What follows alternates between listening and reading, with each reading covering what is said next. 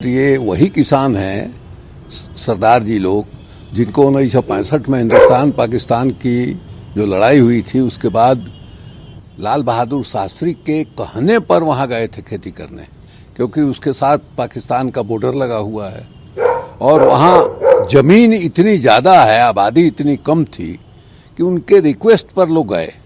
और जब नरेंद्र मोदी जी मुख्यमंत्री थे गुजरात के, उस समय उनके जमीन को मिल्कियत को उन्होंने समाप्त कर दिया, फ्रीज कर दिया और अभी तक वो मामला चल रहा है।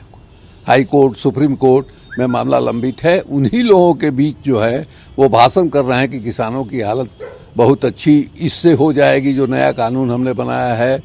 विपक्ष किसानों के कंधे पर बंदूक रखकर चला रहा है, जबकि वस्तु स्थिति यही है कि सीधे किसानों से बात नहीं कर पा रहा।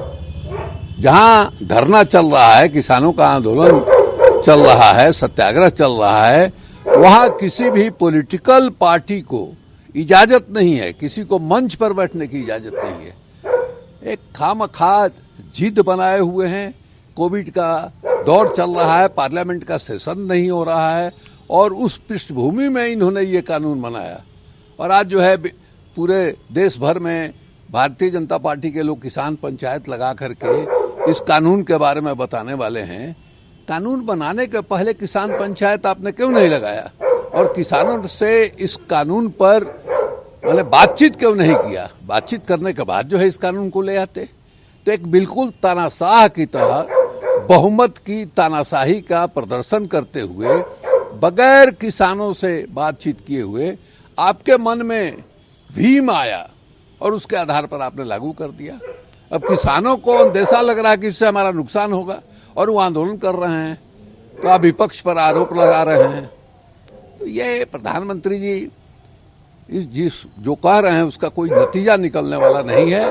देश की आर्थिक स्थिति खराब है। उस धरना के वजह से फिक्की और दूसरे जो संबंधित ऑर्गेनाइजेशन है बिजनेस और इंडस्ट्री के, वो मान रहे हैं कि 4,000 से 5,000 करोड़ का रोज का नुकसान है। ये हालत है। सुखबीर सिंह बादल का कहना है कि बीजेपी सही में टुकड़े टुकड़े जाएंगे और बीजेपी सैनिक तक को एंटी नेशनल कर देती है जरूरत पड़ने पर। बिल्कुल सही बात है। जिस ढंग से सांप्रदायिक आधार पर देश को बांट रहे हैं सत्ता हासिल करने के लिए, जिस तरह से ये अपोजिशन पर आरोप लगाया करते थे कि मुसलमानों को वोट बैंक की तरह इस्तेमाल कर रहे हैं, तो मुसलमानों के खिलाफ नफरत पर लाकर आप हिंदू का वोट बैंक आपने बनाया है। और यह भी सही बात है कि पंजाब और हरियाणा में फौज में सबसे ज्यादा लोग हैं और गैलेंट्री अवार्ड जिन लोगों को मिला है, रिटायर्ड फौजी, वैसे अवार्ड को लौटा रहे हैं। लगभग 5,000 मेडल इन लोगों ने लौटा दिया है और 25,000 मेडल का इन लोगों का लक्ष्य है। तो उस इलाके के लोग, एक डीआईजी ने नौकरी से इस्तीफा दे दिया इस आंदोलन के समर्थक में। ये स्पोर्ट्समैन जो है उस इलाके के, जिनको अवार्ड मिला हुआ है, विजेंदर अर्जुन अवार्ड विजेता हैं, बॉक्सर हैं, सब लोग अपना अवार्ड वापस कर रहे हैं। तो किस ढंग से वहां का सेंटीमेंट इस मामले में जुड़ा हुआ है, इसको महसूस करना चाहिए सरकार को और इसको वापस लेना चाहिए।